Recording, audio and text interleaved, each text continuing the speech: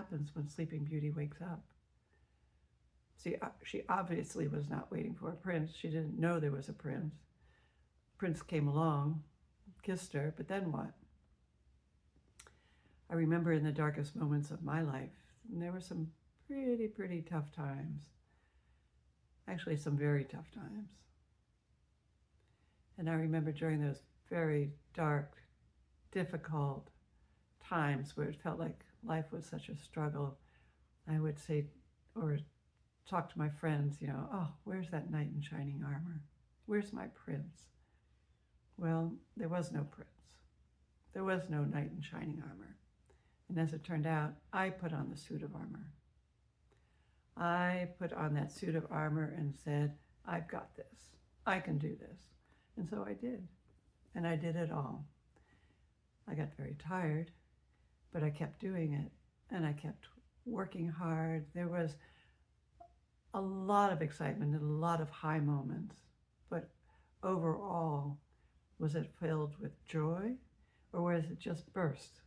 Little bits of, oh, yeah, that was a great moment. Or, oh, I had this fabulous relationship. Or fabulous vacation. But was it lasting? That inner joy, that inner peace. That's the question. Where are you now? And what do you want? What does your heart desire?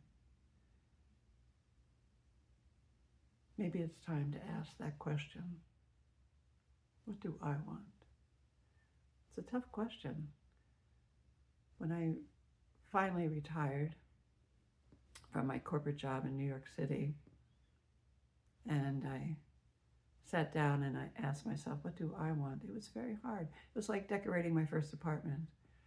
When I first got my apartment in New York City and I sat around and I go like, well, what do I like? What colors do I like? What kind of furniture do I like? So I still remember that. It's really a huge step. What did I like? What do I like? I got really stuck. I didn't know what I liked. So I just did it bit by bit, step by step, baby steps, as I like to call them. And I furnished my first apartment, loved it, lived in it, on the east side in New York City for years. But what do I want? That's a huge question. It's a huge opening. And it's a wonderful time. It's a wonderful place to be. I'm glad we can ask that question together. And I'm glad that we're here together to be with the roses and to be with the ocean.